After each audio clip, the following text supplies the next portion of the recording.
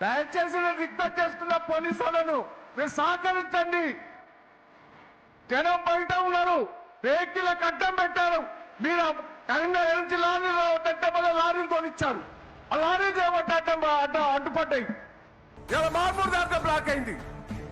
తాను స్థాపించినటువంటి పార్టీ రజతోత్సవం జరుపుకుంటున్నటువంటి వేళ తెలంగాణ జాతి మొత్తం ఎలకతుర్తిలో కొలువైనటువంటి సందర్భంగా ఈ భారీ జన ప్రభంజనాన్ని ఉద్దేశించి సందేశం ఇవ్వడానికి వచ్చేసినటువంటి మన ప్రియతమ నాయకుడు కేసీఆర్ గారికి స్వాగతం, సుస్వాగతం.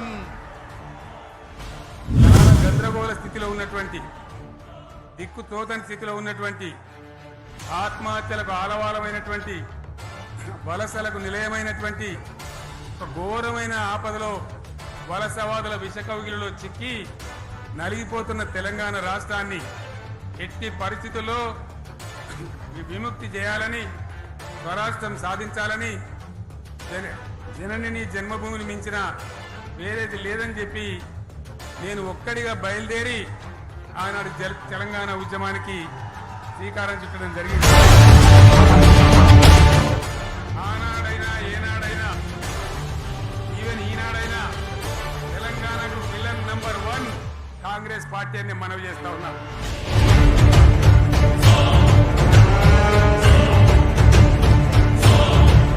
ఈ మధ్య కాశ్మీర్లో మన దేశం యొక్క అమాయకులైనటువంటి 28 మంది బిడ్డలను టెర్రరిస్ట్ ముష్కరులు దారుణంగా బలి తీసుకున్నారు. కాబట్టి మనం ఇంత పెద్ద సభ జరుపుకునే ఈ సందర్భంలో అందరికీ కూడా ప్రార్థన గోల బంద్ చేసి ఒక్క నిమిషం కాశ్మీర్లో బలి అయిపోయినటువంటి ఆ సోదరుల కోసం మనం నివాళి అర్పించుదాం, మౌనం పాటించుదాం. ఎక్కడి వాళ్ళు అక్కడనే దయచేసి మౌనంగా ఉండాలని విజ్ఞప్తి.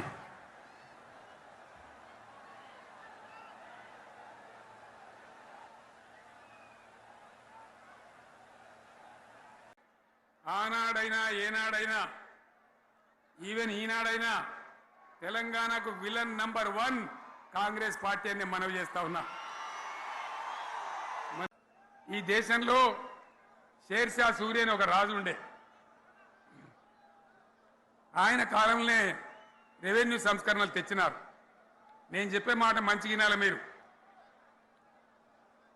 చరిత్ర పొడుగుతో చూస్తే షేర్షా సూరి నుంచి స్వతంత్ర భారతం వచ్చిన తర్వాత ప్రజాస్వామ్య ప్రభుత్వాలు కూడా రైతుల దగ్గర రకరకాల శిస్తులు వసూలు చేసినారు, రైతుల దగ్గర డబ్బులు వసూలు చేసినారు, తహసీల్ రకాలు వసూలు చేసినారు, నీటి తీరువాలు వసూలు చేసినారు. కానీ రైతును చూడాలని వాడు అందుకోలే. భారతదేశంలోనే ఎక్కడ కూడా లేని స్కీమ్. నన్ను వాళ్ళు అడగలే, ఎలక్షన్లలో చెప్పలే. నాకు నేనుగా ఆలోచించి, ప్రభుత్వమే ఆలోచించి రైతు బంధు పథకాన్ని తెచ్చినాం. చాలా బ్రహ్మాండంగా రైతు బంధు పథకాన్ని అమలు చేసినాం. వరుస బట్టి గోల్మాల్ దింపుట్ల కాంగ్రెస్ను మించిన వాళ్ళు లేడు,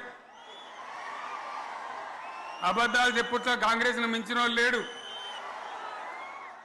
ఎన్ని చెప్పిరి ఇక్కడ ఉన్నోళ్ళు జాలరని, ఉన్న గాంధీలు లేని గాంధీలు డూప్లికేట్ గాంధీలు అంతా ఢిల్లీకి కూడా దిగిరి, చప్పట్లు కొట్టి డాన్సులు చేసిన స్టేజీల మీద. ఒకటి చెప్పిండ్రా, బుల్డోజర్లు పెట్టి జేసీబీలు పెట్టి మేము చెరువులలో పూడికెళ్ళి తీస్తే వీళ్ళేమో హైడ్రా అని మన బొందా అని పెట్టి పేదల ఇండ్లు కూడా కొడతా ఉన్నారు. ఆనాడు చెరువు పూడికెళ్ళి తీసిన బుల్డోజర్లు ఇలా పేదల ఇండ్లు కూడా కొడతా ఉన్నాయి. ఇవన్నీ మనం చూస్తూ ఉన్నాం. రాజశేఖర్ రెడ్డి అనే ముఖ్యమంత్రి ఉండే. నేను చెప్తా ఉన్నా మీ ముందు ఇవాళ ఆయన ఆరోగ్యశ్రీ అని ఒక పథకం తెచ్చిండు. నేను ముఖ్యమంత్రి అయిన తర్వాత అడిగిన, హెల్త్ డిపార్ట్మెంట్ని పిలిచి అడిగిన, ఇది ఏం పథకమయ్యా బాగుందా అంటే, సార్ మంచిగుంది, ప్రజలకు లాభం అవుతుందని చెప్పింది. నేను చెప్పిన ఆ పథకాన్ని అట్లే పెట్టండి, ఆ పథకాన్ని మార్చకండి, ఆ పథకం అట్లే ఉండాలని చెప్పిన. అక్కడ చెప్పడం కాదు, నేను అసెంబ్లీలో చెప్పిన. ఇది మా స్కీమ్ కాదు, కాంగ్రెస్ గవర్నమెంట్ ప్రారంభించింది, దాని పేరు కూడా మేము మారుస్తలేం. కానీ కొనసాగించాలని చెప్పినాం, కొనసాగించినాం. అది మీ అందరికి తెలుసు. ఇలా వీళ్ళు కేసీఆర్ ఆనవాళ్ళు లేకుండా చేస్తాం, కేసీఆర్ ముచ్చట లేకుండా చేస్తారా? ఇవాళ మనం కూడా సభ పెట్టుకుంటే పోలీసు మిత్రులకు మనవి చేస్తా ఉన్నా. ప్రజాస్వామ్యంలో ప్రజలకు అడిగే హక్కు ఉంటుంది, తప్పకుండా అడుగుతారు ప్రజలు.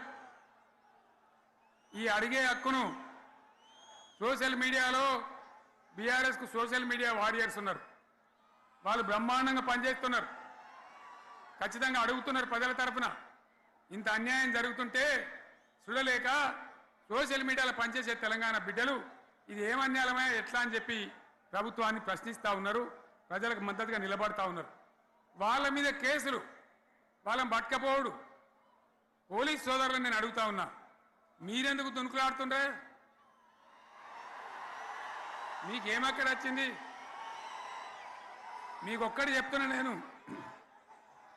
గ్యారంటీగా పోలీసు మిత్రులారా, ఇవాళ పోయి రాత్రి మీ డైరీలలో రాసుకోండి,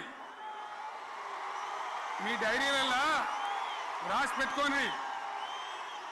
100కు 100% ఇవాళ తెలంగాణ చెలరేగిన పరిస్థితికి మళ్ళా వచ్చేది బీఆర్ఎస్ గవర్నమెంటే. అది ఎవడు కూడా ఆపలేడు, అది ఎవరి తరం కాదు, ఎవరి వశం కాదు. ప్రభాకర్ రెడ్డి అని మా ఎమ్మెల్యే ఉన్నాడు, దుబ్బాక ఎమ్మెల్యే. ఆయనతో ఎవరో హైదరాబాద్లో మాట్లాడితే, అన్న ఇంకా 3 ఏళ్ళు భరించాలన్న ఈ గవర్నమెంట్ అని మాట్లాడింది. ఆయన మాట చెప్పిండు విలేకరులు, అలా చూసారా మా గవర్నమెంట్ పడగొడతారట. మేమెందుకు పడగొడతాం రా భయ్? మాకేమైనా కాల్చేరు గులగుల పెట్టినాయా? మేమా కిరికిరి పని చెయ్యం బిడ్డ, మీరే ఉండాలి. ఓట్లు తీసుకున్నారు, చక్కగా పని చేయకపోతే మీ ఈపులు ప్రజలే సాఫ్ చేస్తారు, అంతే కదా. మేము పడగొట్టాం, మీ గవర్నమెంట్ పడగొట్టాం. ఎందుకంటే మీ సంగతి ఏందో మా సంగతి ఏందో ప్రజలకు పూర్తిగా అర్థం కావాలి.